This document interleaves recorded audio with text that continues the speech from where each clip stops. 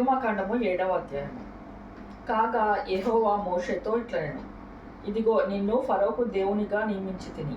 నీ అన్న అహరోను నీకు ప్రవక్తగా ఉండును. నేను నీకు ఆజ్ఞాపించినది యావత్తు నీవు పలకవలెను.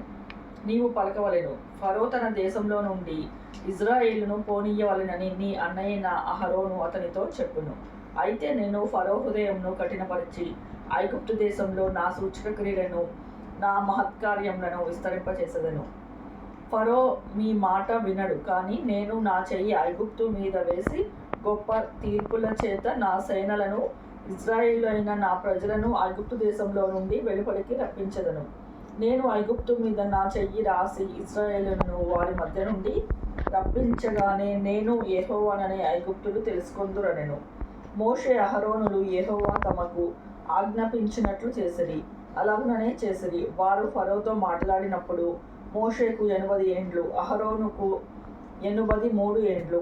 మరియు యెహోవా మోషే అహరోనులతో ఇట్లనెను, ఫరో మీ శక్తి చూపుటకై ఒక మహత్కార్యము కనపరచుడని మీతో చెప్పునప్పుడు నీవు అహరోనును చూచి నీ కర్రను పట్టుకొని ఫరో ఎదుట దాని పడవేయమనను, అది సర్పమగును. కాబట్టి మోషే అహరోను ఫరో యొద్దకు వెళ్ళి యెహోవా తనకు ఆజ్ఞాపించినట్లు చేసిరి. అహరోను ఫరో ఎదుటను అతని సేవకుల ఎదుటను తన కర్ర పడవేయగానే అది సర్పమాయెను. అప్పుడు ఫరో తన విద్వాంసులను మంత్రజ్ఞులను పిలిపించెను.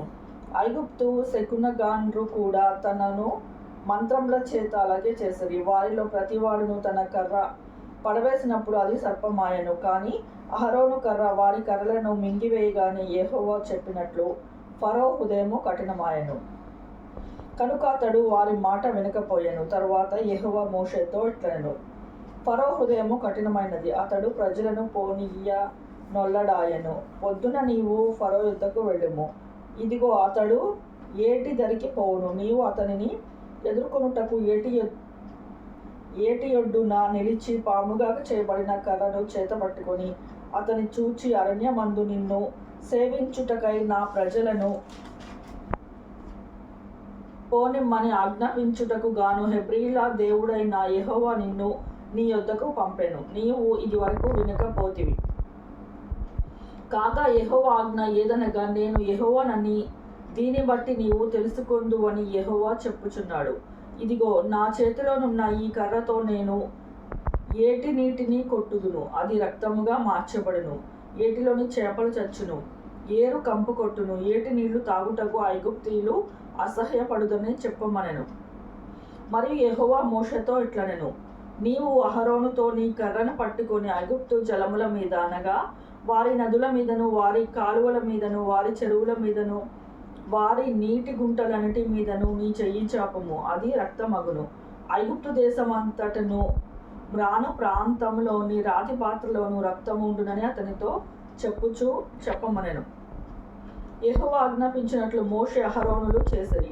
అయితే ఫరో ఎదుటను అతని సేవకుల ఎదుటను తన కర్రను పైకెత్తి ఏటి నీళ్లను కొట్టగా ఏటి నీళ్ళనియు రక్తముగా మార్చబడెను. ఏటిలోని చేపలు చచ్చెను, ఏరు కంపు కొట్టెను. ఐగుప్తీయులు ఏటి నీళ్లు తాగలేకపోయిరి. ఐగుప్తు దేశం అంతటా రక్తము ఉండెను. ఐగుప్తు శకునగాండ్రు కూడా తమ మంత్రముల వలన అట్లు చేయగా యెహోవా చెప్పినట్లు ఫరో హృదయము కఠినమాయెను. అతడు మోషే అహరోనుల మాట వినకపోయెను. జరిగిన దానిని మనసున పెట్టక ఫరో తిరిగి తన ఇంటికి వెళ్ళెను. అయితే ఐగుప్తీయులందరూ ఏటి నీళ్లు తాగలేక తాగు నీటి కొరకు ఏటి పక్కలను తవ్విరి.